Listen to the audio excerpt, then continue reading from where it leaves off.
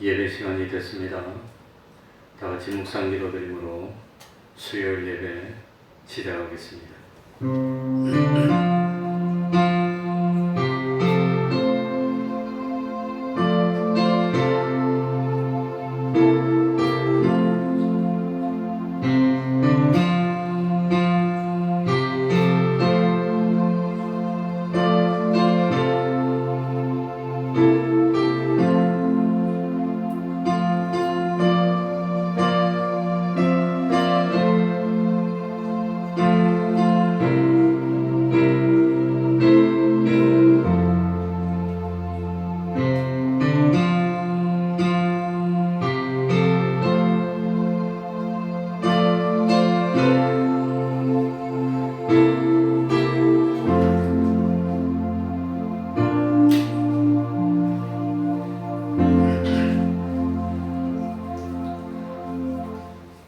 하나님 아버지, 세상이 어떻게 변한다 할지라도 그것은 하나님이 우리를 사랑하여 주시는 것이고 하나님의 사랑은 영원 불변하다는 사실을 다시 한번 깨닫고 항상 기뻐하며 항상 감사하고 범사에 기도하는 삶을 사는 저희들이 될 수 있도록 하여 주옵소서.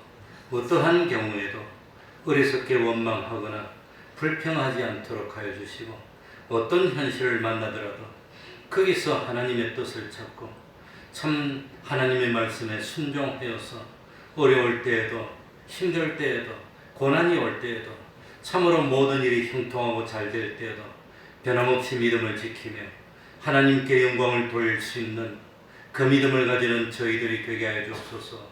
세상에서 어떤 영광을 얻었다 할지라도 세상에서 어떤 많은 재물을 취하였다 할지라도 영생을 얻지 못했다면 그것은 참 비참한 실패한 인생이라는 그 사실을 깨닫도록 하여 주셔서 날마다 성경을 읽고 구원의 도리를 깨달아서 어떤 일이 있더라도 흔들리지 않는 믿음을 가질 수 있는 저희들이 될 수 있도록 하여 주옵소서.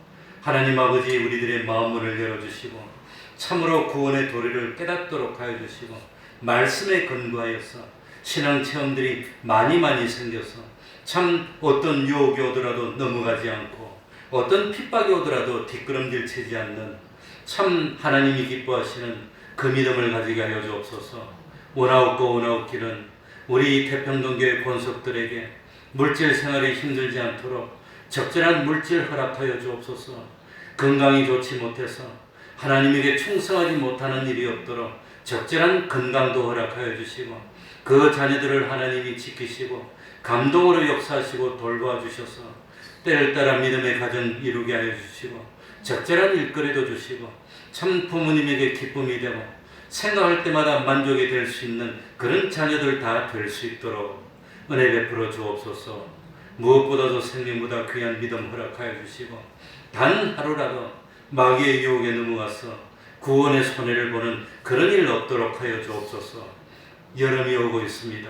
코로나가 폭발하여서 또 이 교회에 대해서 자꾸 참 규제를 가하고 있습니다. 하나님 아버지, 교회가 하나님께 영광 돌리게 해주시고 교회를 통해서 코로나가 전염되는 그런 일 없도록 기적과 축복으로 막아주시옵소서. 이 시간 예배 하나님이 기뻐하시는 산제사 되게 해주시고 주님의 이름으로 모인 곳곳마다 하나님의 은총이 함께하여 주옵소서. 예수님 이름으로 기도하옵나이다. 아멘.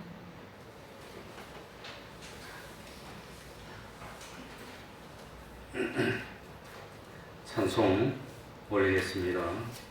찬송가 330장입니다. 330장입니다.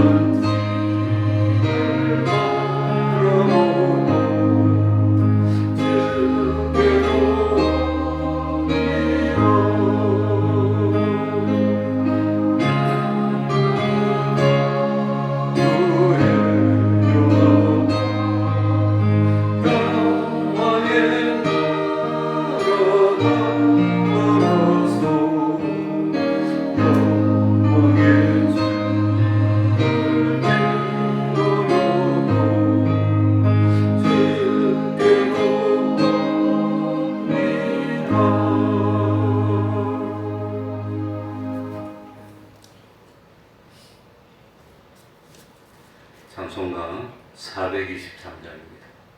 423장입니다.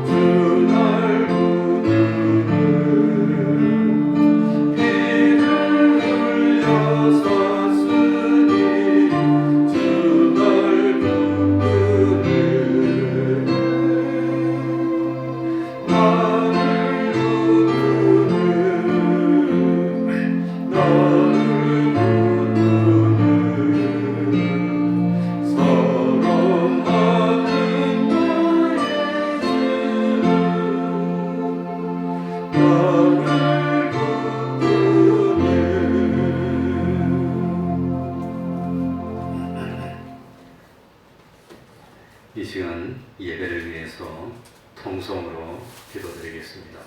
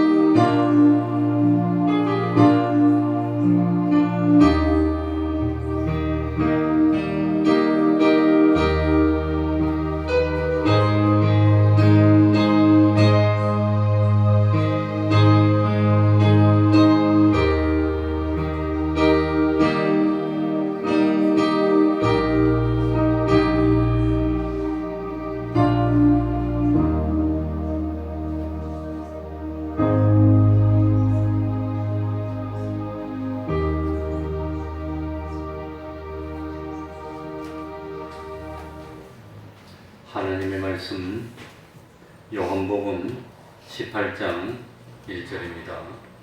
요한복음 18장 1절입니다.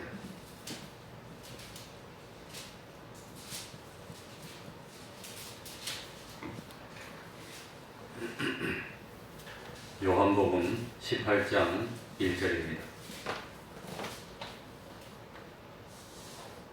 제가 읽겠습니다. 요한복음 18장 1절.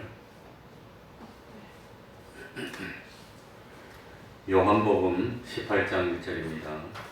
예수께서 이 말씀을 하시고 제자들과 함께 기드론 시내 저편으로 나가시니 거기 동산이 있는데 제자들과 함께 들어가시다. 거기는 예수께서 제자들과 가끔 모이시는 곳이므로 예수를 파는 유다도 그곳을 알더라. 유다가 군대와 및 대제사장들과 바리새인들에게서 얻은 파속들을 데리고 등과 회와 병기를 가지고 그리로 오는지라. 예수께서 그 당할 일을 다 아시고 나아가 가라사대 너희가 누구를 찾느냐? 대답하되 나사렛 예수라 하거늘 가라사대 내로라 하시니라. 그를 파는 유다도 저희와 함께 섰더라. 예수께서 저희에게 내로라 하실 때에 저희가 물러가서 땅에 엎드러 지는지라. 이에 다시 누구를 찾느냐고 물으신대 저희가 말하되 나사렛 예수라 하거늘 예수께서 대답하시되 너희에게 내로라 하였으니 나를 찾거든 이 사람들의 가는 것을 용납하라 하시니 이는 아버지께서 내게 주신 자 중에서 하나도 잃지 아니하였사옵나이다 하신 말씀을 응하게 하려 하니라. 이에 시몬 베드로가 금을 가졌는데 이것을 빼어 대제사장의 종을 쳐서 그 오른편 귀를 베어버리니 그 종의 이름은 말고라. 예수께서 베드로더러 이르시되 그물집에 꽂으라. 아버지께서 주신 자를 내가 마시지 아니하겠느냐 하시니라. 아멘.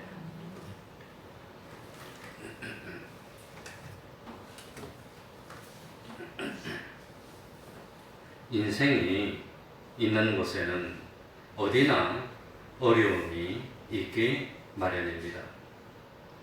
더군다나 예수님을 믿는 믿음의 길을 걸어가는 길은 좁은 길이고 십자가를 지고 가는 길입니다. 당연히 어려움이 있고 환란이 있을 줄 알고 살아야 됩니다. 요즘은 드물지만 과거에 종종 있었던 문둥병이 왜 무서운 병이겠습니까? 이 문둥병이 심하게 걸리면 손가락이 떨어져 나가고 얼굴이 이그러지고 그래서 무서운 것보다도 그것보다도 더 문둥병이 참 위험하고 무서운 것은 아픔을 느끼지 못하는 겁니다. 그게 참 어려운 겁니다. 물이 펄펄 끓는 주둔자의 손을 대어도 사슬이 이 병이 아주 계속 진행이 되면 뜨거운데 닿아도 뜨거움을 못 느끼는 겁니다. 그게 위험하고 무서운 겁니다. 손이 시뻘겋게 참 데어도 아무런 아픔을 느끼지 못한 이것이 문둥병의 무서움이라고 하는 겁니다. 그리고 나중에 이 병이 점점 심해지면 손가락이 발가락이 떨어져 나가는데 그래도 통증이 없다고 합니다. 그래 몸에 감각이 없어지는 것 이것이 참 무서운 겁니다. 반대로 생각한다면 고통을 느낀다는 것이 그것이 참 고통을 느끼니까 괴롭기도 하지만 사실은 감사한 일입니다. 왜냐하면 고통을 느낀다는 것은 신경이 살아있고 감각이 살아있기 때문에 고통을 느끼고 또 고통을 느끼면 고치려고 합니다. 고친다는 겁니다.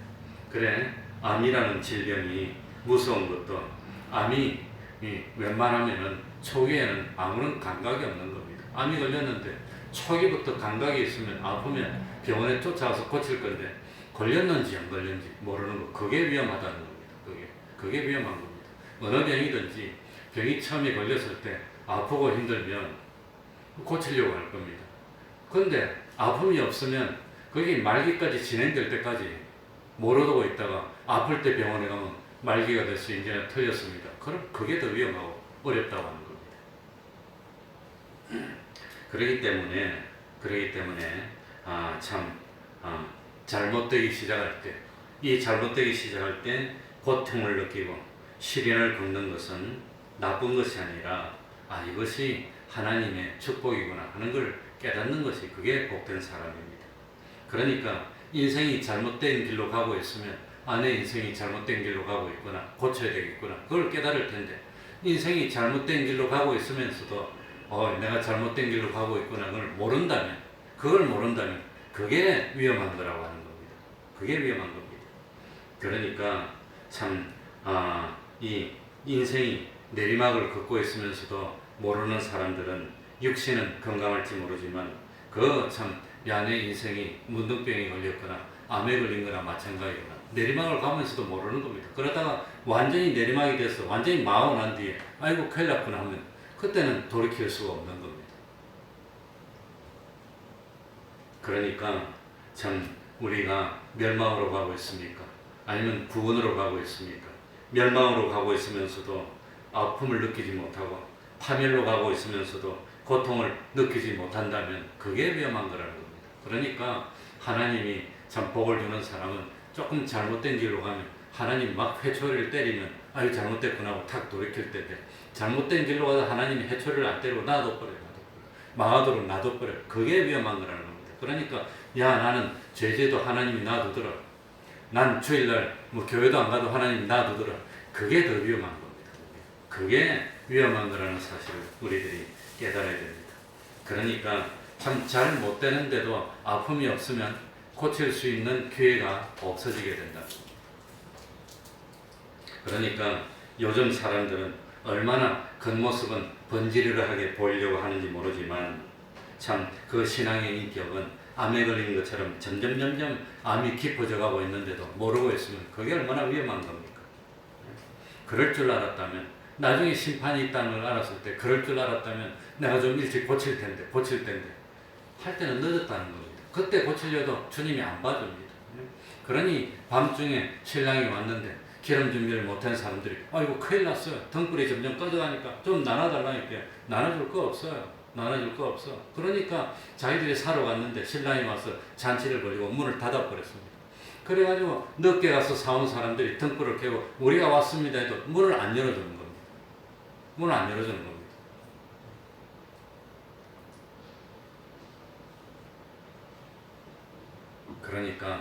그러니까 외출할 때마다 남에게 보이는 외모는 가꾸고 꾸미느라고 정신이 없지만 한없는 실패와 좌절과 비참 속으로 떨어지고 있으면서 내가 잘못됐구나, 내가 고쳐야 되겠구나 하고 고통을 느끼지 못한다면 그건 더 큰 위험이라고 하는 겁니다.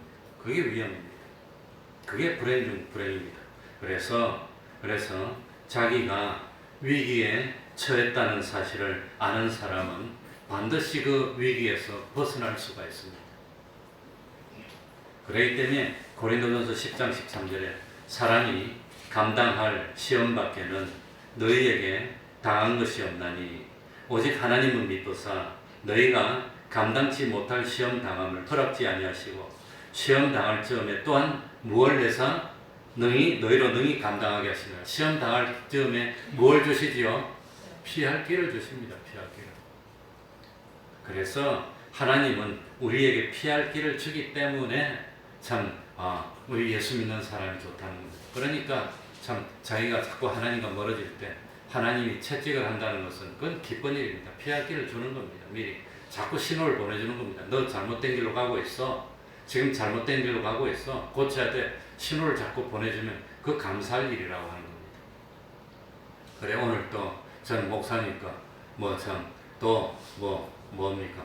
이 교회에 대해서 이 명령이 내려왔는데 뭐 했느냐? 주일날 드리는 예배는 드려도 되는데 근데 그 예배만 드리고 나머지 활동을 하지 말아요. 성가대 찬양할 때도 마스크 쓰고 하래요. 속으로 웃었습니다. 우리는 안 그래도 마스크 쓰고 찬양하고 있더라고요. 그러고 통성기로도 하지 마세요. 그래 놨더라고요. 큰 소리로 막 소리치면서 기도하면 침 튈까봐. 그러니까 그 밑에 누가 댓글을 달아놨는데 식당에서 밥 먹을 때도 마스크 쓰고 먹으라 해라. 그 다 열고 먹으면서 교회 보고만 그러냐. 아무튼 우리 예수 믿는 사람은 남보다 더 조심해야 됩니다. 더 참 조심하고 혹시라도 하나님 영광 가릴까 그거 조심해야 됩니다. 그래 유대왕 히스기야는 위기가 왔을 때 즉시 깨달았습니다. 그래가지고 이 히스기야는 시련이 왔음을 깨달았을 때 하나님 앞에 나와서 무릎을 꿇었다는 겁니다. 아수르가 쳐들어왔습니다. 도무지 우리 힘으로 막을 방법이 없습니다. 아수르는 군사도 많고 훈련도 잘 됐고 우리는 군사도 조금밖에 안 됐고 막을 수가 없습니다.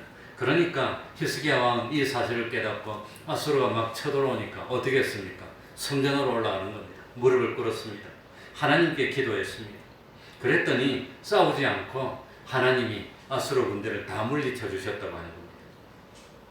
나중에 히스기야 왕이 병들어서 죽게 됐습니다. 자기가 죽게 됐다는 것을 알게 됐을 때 그럴 때 히스기야 왕은 눈물로 벽을 향해서 돌아앉아 무릎을 꿇고 기도를 합니다. 그 벽 너머가 성전 쪽이었다고 합니다. 그러니 병이 들어서 일어나서 성전으로 갈 힘이 없으니까 그래도 성전 쪽으로 돌아앉아서 무릎을 꿇고 기도했더니 하나님이 그 기도를 듣고 몇 년을 연장해 줬죠. 15년을 더 살도록 해줬습니다. 그래서 히스기야 왕은 위기를 넘겼다고 하는 겁니다. 그런데 때때로 하나님은 다른 방법으로 그래 병이 들었을 때 하나님 아버지 병 고쳐주세요 했는데 그 참 병을 탁 고쳐주면 되는데 그 병을 안 고쳐주고도 하나님이 기도에 응답해 주시고 그럴 때가 있다는 겁니다. 사도 바울이 그랬습니다. 이 사도 바울에게는 육체에 가시가 있었는데 그게 질병인데 무슨 질병인지는 잘 모릅니다.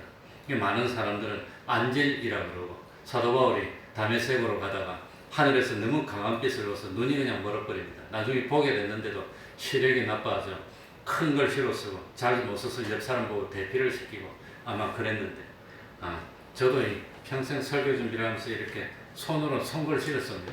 이 손글씨를 한 20몇 년, 30년 가까이 쓰니까 이 관절이 안 아픈 데가 없어요. 그래서 어깨도 아프고 이것도 아프고 이제는 이 손글씨를 못 쓸 것 같아요. 어떻게 하면 되겠나. 사도 바울처럼 내가 말하면 옆에서 대신 적어줘. 욕심이 많지. 이제는 타자로 쳐야 될 때가 된 것 같은데 아무튼 이 사도 바울도 육신에 가시가 있었습니다. 질병이 있었는데 그런데 히스기야처럼 하나님께 간절하게 기도를 했습니다. 아마 금식하고 작정하고 마음의 준비를 하고 하나님 아버지 내가 복음을 전하러 이렇게 다니는데 이 육체에 가시가 있어서 너무나 힘듭니다. 이거 좀 고쳐주면 안 되겠습니까? 그랬더니 하나님이 응답을 했는데 뭐라고 응답했느냐면 나의 은혜가 너에게 족하도다. 그렇게 응답했습니다. 그러니 지금 베풀어준 응답만 해도 많은데 그 육체의 가시는 못 없어주겠다는 겁니다. 그래서 이렇게 되니까 사도 바울이 왜 육체의 가시를 없애지 않아줄까 곰곰이 생각하고 깨닫고 기뻐했다고 하는 겁니다. 사도 바울은 하나님께서 자기에게 육체의 가시를 주신 뜻을 알게 됐습니다. 이 바울은 보통 사람이 하지 못하는 일을 너무 많이 했습니다. 다른 사람이 죽을 병에 걸려도 기도만 하면 탁탁 고침받는 거예요. 그러니까 얼마나 교만하기 쉽습니까? 심지어 저 삼천에서 툭 떨어져서 죽었는데도 기도하니까 푹 살아나는 겁니다. 그러니 사도 바울은 안 되는 게 없으니 너무너무 기뻤다는 겁니다. 그러니까 잘못하면 교만해서 난 특별한 사람이야. 그럴 수 있으니까 사도 바울 자기가 병이 걸렸는데 자기 병 고쳐달라고 기도했기에 자기 병이 하나님은 안 고쳐주는 겁니다. 다른 사람 병 드는데 기도하니까 다른 사람 병은 막 고쳐지는 겁니다. 그러니까 내 병은 안 고쳐주는구나. 내 병은 안 고쳐줘. 자기가 병이 있으니까 남의 병을 고치면서도 야 내가 교만하면 안 되겠구나. 교만하면 안 되겠구나. 그러면서 겸손하도록 만들었고 나중에는 참 육체의 가시가 고통스럽지만 이 가시가 없는 것보다도 있는 것이 은혜가 됩니다. 이걸 깨달았다고 하는 겁니다. 그러니까 어려움을 극복하는 데는 두 가지 방법이 있습니다. 한 가지 방법은 뭐냐? 참 배를 타고 강물을 가다 보니까 강물 앞에 큰 바위가 나타났습니다. 바위 때문에 갈 수가 없어요. 그런 경우에 하나님께 뭐라고 기도합니까? 하나님 아버지 뭐라고 기도하죠? 우리 앞에 큰 바위가 막고 있는데 바위를 없애주십시오. 그렇게 기도합니다. 하나님이 바위를 팍 없애줬어. 그 없애줘서 가다 보면은 바위가 평생 안 나오면 되는데 살다 보면 또 바위가 또 나오면 어쩝니까? 하나님 또 바위가 나왔는데요. 또 없애줬어요. 파 없애줬어요. 그 다음에 또 몇 년 살다 보니까 바위가 또 나와. 하나님 또 나왔습니다. 또 없애줬어요. 그건 바위가 없애면 바위 나올 때마다 없애야 됩니다. 그러니까 이게 좋습니까? 아니면 바위가 하나 나왔습니다. 바위가 하나 나왔더니 하나님 아버지 앞에 바위가 나왔는데 어떻게 하면 좋겠습니까? 이 바위를 극복할 방법이 없는데 하나님 도와주세요. 그러니까 바위가 없어지는 게 아니라 물이 많아지는 겁니다. 점점 물이 많아지더니 바위가 싹 잠겨서 위로 지나가는 겁니다. 그럼 바위는 그대로 있는데 그 바위를 극복하고 지나갈 수 있도록 하나님이 만들어주면 그 다음에는 모든 바위들이 다 물 밑으로 들어가서 그냥 가는 겁니다. 그러니까 두 가지 방법이 있다는 걸 깨달아야 됩니다. 그래 하나님이 히스기야에게는 병을 고쳐줬는데 그 대신 15년만 더 살아라. 그래서 15년 더 살고 하나님이 불러서 갔습니다. 사도 바울은 육체에 가시는 있는데 그거 없어지지 않고 있는데 그래도 가시를 가지고 있으면서도 이것이 없는 것보다 있는 게 더 좋아.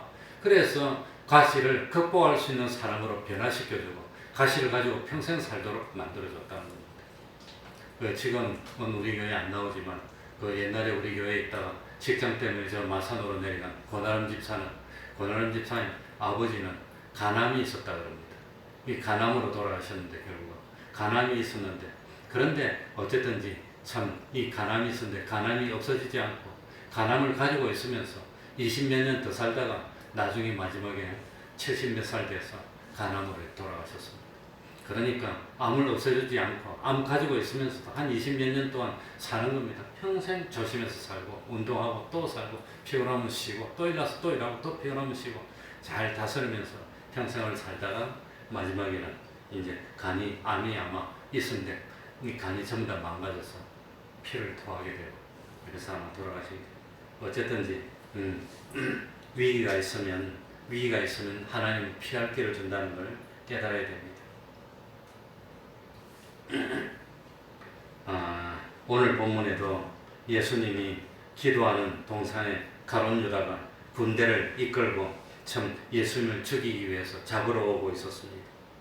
이때 기도하면서 깨어있지 못하고 잠을 잤던 베드로는 결국은 참 이 위기에 그냥 참 칼을 휘두르는 그런 잘못을 범하고 말았습니다. 그런데 예수님은 가룟 유다가 군인을 이끌고 자기를 죽이려고 온다는 걸 알고 있으면서도 피하지 않았고 참 이 위기에 하나님의 뜻을 이루었고 결국은 우리들에게 참 구원의 길을 열어주셨다고 하는 겁니다.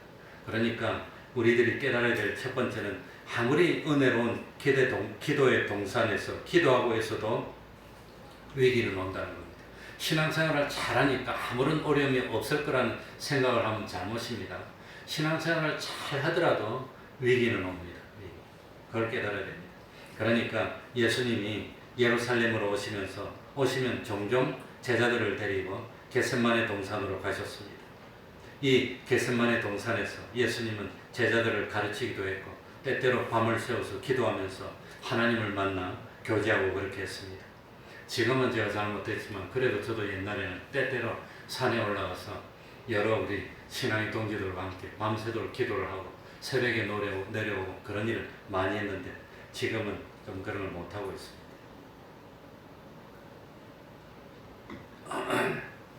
그러니까 겟세마네 동산은 말씀과 기도가 있는 곳입니다. 분명히 은혜로운 자리입니다. 은혜로운 자리지만 그러나 그런 자리에도 환란이 있을 수 있고 위기가 있을 수 있다는 겁니다. 그러니까 난 지금 신앙도 잘 지키고 있고 은혜롭게 살고 있으니까 아무런 어려움이 없을 거야. 그렇게 생각하면 안 된다는 겁니다. 그게 아닙니다. 항상 위기는 있습니다. 자, 우리 1절 다 같이 읽어보겠습니다.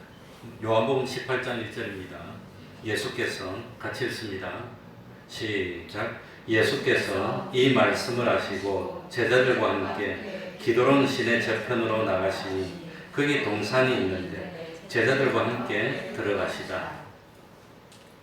기드론 시내 저편이 가셔서 기드론 시내 저편이 겟세마네 동산입니다. 저도 겟세마네 동산 한번 가봤으면 좋겠습니다. 왜 예수님이 기드론 시내 저편으로 나아가셨을까? 이스라엘의 종교 지도자들이 예수님을 붙잡아서 죽이려고 몇 번이나 했지만 백성들이 두려워서 백성들이 예수님을 좋아하니까 예수님을 잡지 못했습니다. 그러나 이제는 예수님이 잡혀야 될 때가 온 것을 알고 있었습니다. 이 하나님이 정하신 때가 되었기 때문에 예수님은 혹시 백성들이 많이 있고 알고 있는 데서 기도하면 또 자기를 잡으려고 할 때 백성들이 둘러싸고 막으면 안 되니까 백성들이 없는데 제자들하고만 갔습니다.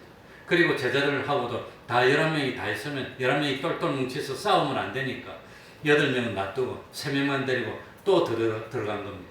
그리고 그 3명도 옆에 놔두고 홀로 더 들어갔습니다. 이래야 잡으러 왔을 때 순순히 잡히고 또 멀리 있는 제자들이 피하고 도망가기 쉽도록 하기 위해서 그렇게 해주신 것이 아닌가 그런 생각이 됩니다. 2절에 보면 거기는 예수께서 제자들과 가끔 모이시는 곳이므로 예수를 파는 유다도 그곳을 뭐하더라? 알더라. 유다도 알고 있습니다. 유다가 알아야 군인들을 데리고 와서 잡을 테니까 유다도 아는 대로 일부러 예수님이 가셨다는 겁니다. 예수님은 위기가 온다는 걸 알고 있었지만 피하려고 하지 않았습니다. 왜냐하면 그 위기가 하나님이 보내주신 위기라는 걸 알았기 때문에 당당하게 맞서려고 했던 겁니다. 그리고 그 위기를 참 당당하게 맞서기 위해서 전날 밤이 새도록 기도를 했고 얼마나 열심히 기도를 했든지 땀에 피에 배겨서 나올 만큼 그만큼 열심히 기도를 한 겁니다. 그러니까 기도할 때 흐리멍덩하게 기도하는 것이 아니라 정신을 집중시켜서 얼마나 간절한 마음으로 열심히 기도를 하고 그랬다는 겁니다. 그렇게 기도하기 힘듭니다. 그러니까 우리들이 여기서 알아야 되는 것은 위기가 뭐지요? 위기가 뭐냐? 이걸 알아야 됩니다. 위기는 사업이 잘 안 되고 그것만 위기로 아는데 병이 걸리고 이런 것만 위기로 아는데 그것만이 위기가 아니라고 하는 겁니다. 사탄이 자기 부하 졸개 귀신들을 보내면서 야 예수 믿는 사람들 못 믿게 구원 잘 못 이루도록 너희들이 열심히 하고 와서 보고를 해 그랬습니다. 그래도 사탄의 부하들인 이 귀신들이 이 여기저기 다니면서 이제는 참 예수 믿는 사람이 구원을 못 이루게 하려고 딱 봤는데 이 귀신이 딱 보고 있으니까 한 무리의 장사꾼들이 사막에 낙타를 이끌고 낙타를 타고 사막을 건너가고 있었습니다. 그걸 딱 보니까 이 마귀 졸개들이 와서 딱 보니까 가만히 보니까 이 장사꾼들이 전부 다 예수 믿는 사람이었습니다. 그래가지고 한 부하가 나서 그래가지고 이 사탄 보고 보고를 했습니다. 가만히 보니까 제가 보니까 이 사막에 장사꾼들이 짐을 잔뜩 싣고 장사하러 가는데 장사하러 가는 사람들이 다 예수 믿는 사람들이길래 내가 딱 기다리고 있다가 쉬려고 이 낙타에서 내려서 모에 앉아서 쉬고 있을 때 내가 전갈을 보내서 콱 물어서 다 죽여버렸습니다. 잘했죠? 이러니까 사탄이 막 화를 냈습니다. 아니 그렇게 왜 죽여? 예수 믿는 사람들이 그렇게 각 죽어가지고 지옥에 아무도 안 오고 다 하늘나라 가고 여기 아무도 안 왔잖아. 다 하늘나라 보내줬잖아. 그러면서 막 화를 내더랍니다. 그러니까 낙타를 타고 가다가 탁 내려서 쉬고 있다가 정갈에 물려서 죽었다고 해서 그게 잘못된 것이 아니고 구원 이룰 만큼 이뤘으니까 하나님 불러가신 거고 하늘나라 갔으니까 잘됐다는 겁니다. 그래서 사탄이 막 화를 냈습니다. 이 두 번째 절개가 와가지고 또 보고를 했습니다.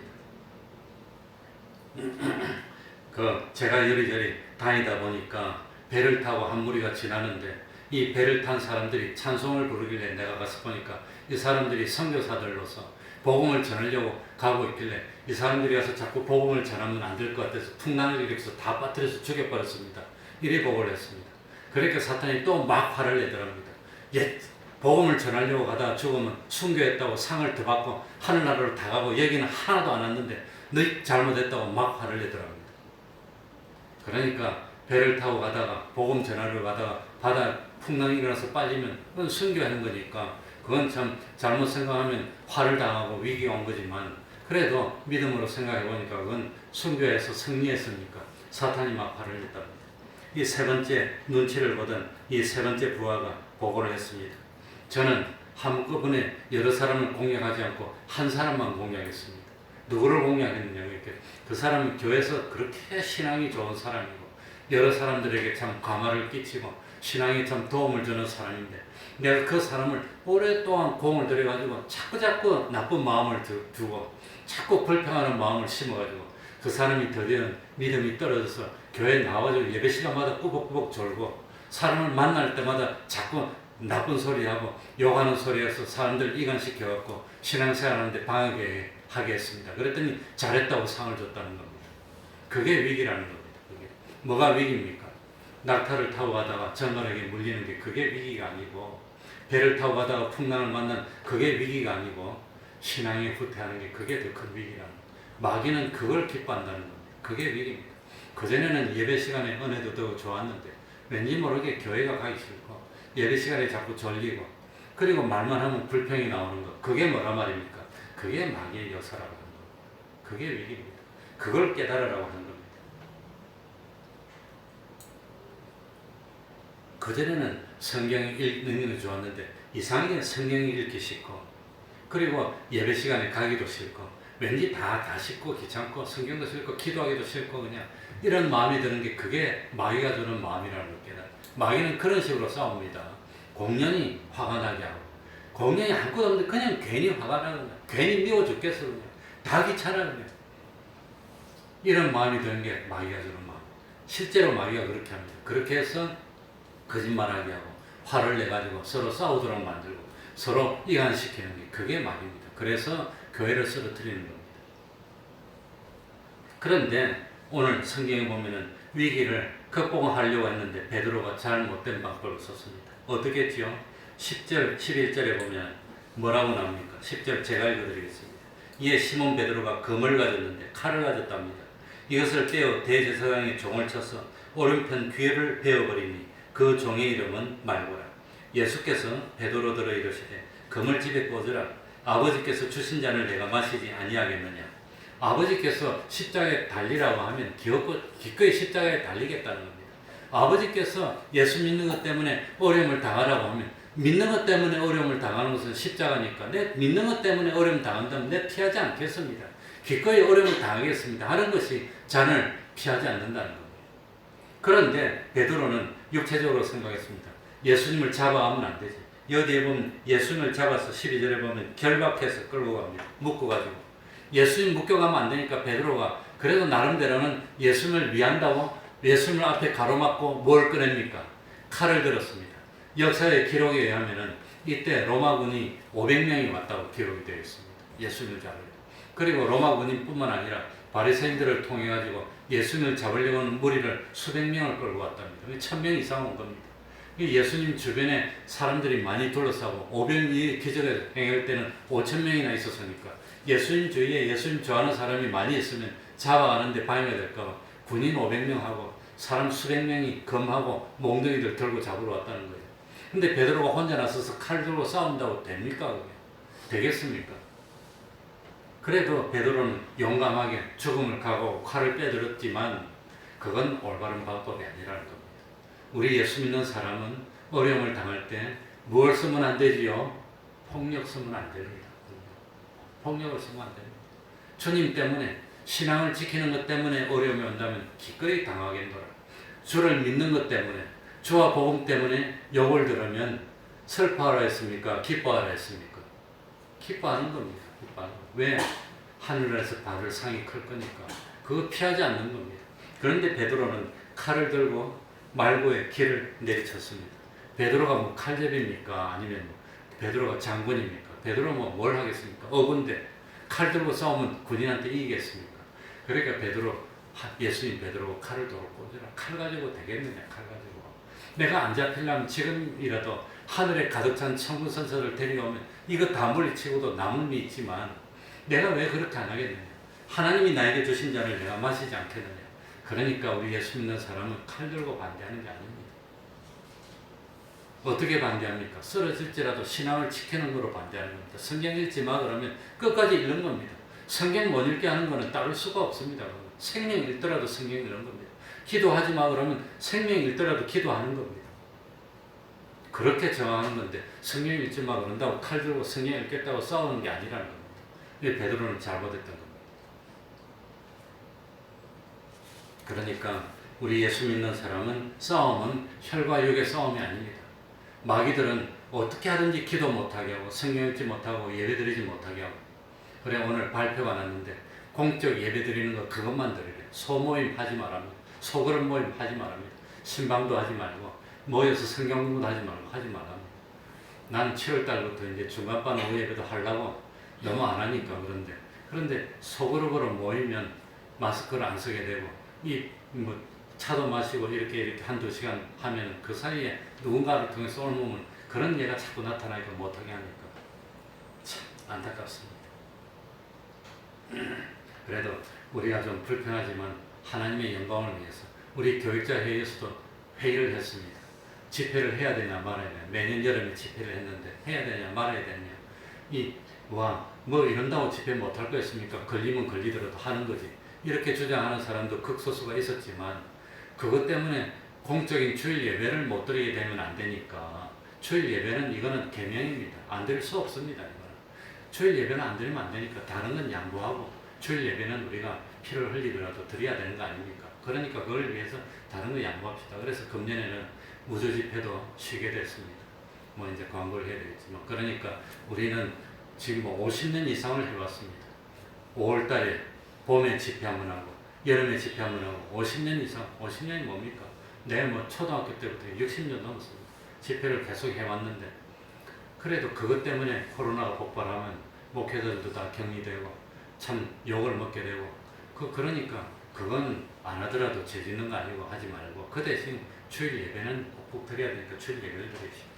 이래서 목사님들이 이번에도 의논해가지고 이번 8월 여름 집회도 보류하기로 했습니다. 보류하고 개교회별로 하려면 하고 또 못하면 못하고 그러니까 우리가 다른 건 양보할 수 있습니다. 그래서 중간반 오후 예배, 주일학교 오후 예배 이건 양보합시다. 그 대신 오전 예배는 철저히 드립시다. 이렇게 이제 된 겁니다. 그러니까 좀 우리 조수왕 집사님 특별히 좀 피가 끓겠지만 이양해 주시기 바랍니다.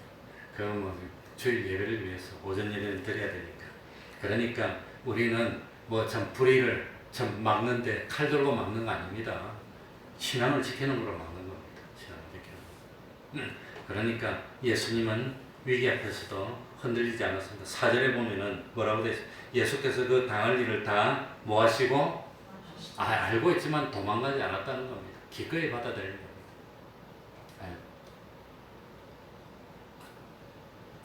다 아시고 알고 있었지만 피하지 않고 뭐라고 합니까? 너희가 누구를 찾느냐?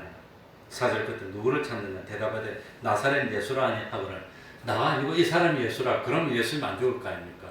그런데 내가 그랬다는 거예요. 비겁하게 살라고 이 사람이 예수라고 거짓말하고 도망가고 그러지 않았던 나다. 그러면서 뭐라 합니까? 8절에 보세요. 예수께서 대답하시되 너희에게 내려라 하였으니 나를 찾거든 이 사람들의 가는 것을 용납하라. 이 사람들이 누굽니까? 제자들을 가라. 제자들은 아직까지 신앙이 연약하기 때문에 이 그냥 잡히면 배교하기 쉽고 그러니까 제자들은 아직 할 일이 안 됐으니 때가 안 됐으니까 제자들을 가도록 만들고 나는 십자가를 지겠다는 겁니다. 이게 예수님의 방법이었습니다. 그러니까 위기가 왔을 때 베드로처럼 칼을 빼들고 위기가 왔을 때 신앙을 양보하고 그러지 말고 기도로 준비했다가 위기가 왔을 때 끝까지 뭐 하는 게 이기는 거지요? 성경 끝까지 이런 게 이기는 겁니다. 끝까지 기도하는 게 이기는 겁니다. 끝까지 참 양보하지 않고 어쨌든지 예배 드리는 게 이게 이기는 거라는 겁니다.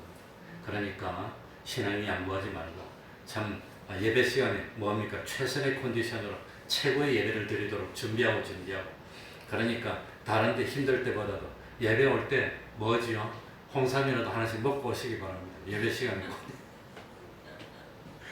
다른 데 갈 때 먹지 말고 예배 올 때 그냥 제일 좋도록 그냥 몸도 좀 쉬고 그래가지고 하나님 배 쌩쌩하게 딱 예배 드리고 이렇게 하는 게 이기는 겁니다. 성질 내고 뭐 칼 들고 하는 거 그게 이기는 거 아닙니다. 우리들의 싸움은 혈과 육의 싸움이 아닙니다. 신앙을 지키느냐 못 지키느냐 그 싸움입니다. 끝까지 지키면 나중에 주님이 기쁨으로 열매를 맺는 삶을 살게 해주실 줄 압니다. 기도하겠습니다.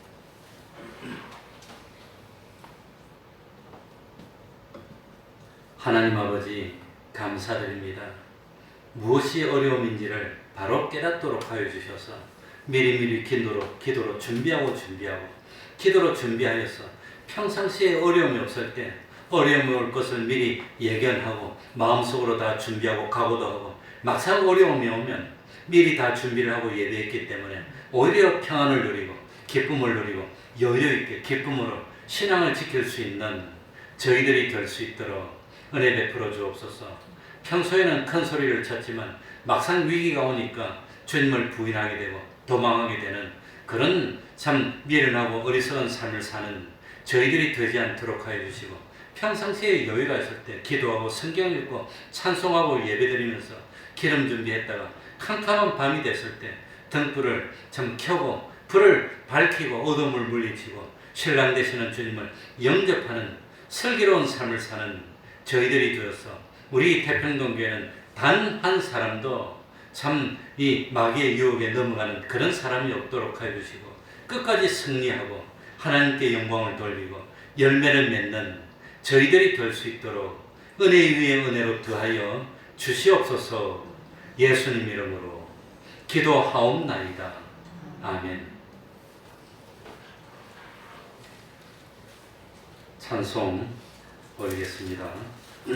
359장입니다. 359장입니다.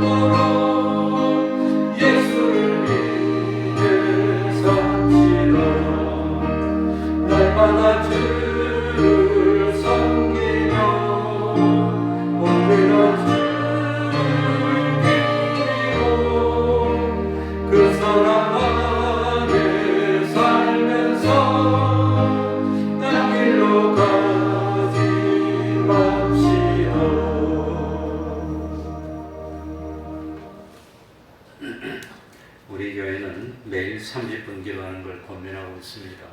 30분 기도를 하라는 것은 앞으로 무슨 일이 생길지 모르니까 미리미리 기도하면서 준비하는 겁니다. 좋은 일이 생길지 어려운 일이 생길지 모르니까 기도하면서 준비하고 대비하고, 그리고 참 어려우면 넉넉히 이겨나갈 수 있는 일이 되도록 매일매일 30분 정도 시간을 내서 하루 일을 하나님과 의논하고 하루를 마치고 기도하고 잠자리에 들고 그렇게 하시기 바랍니다.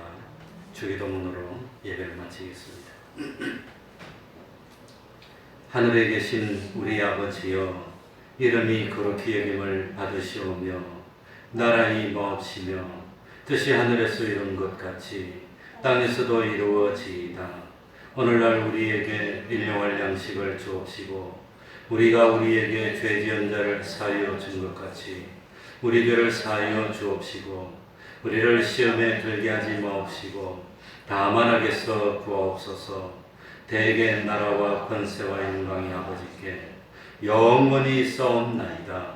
아멘.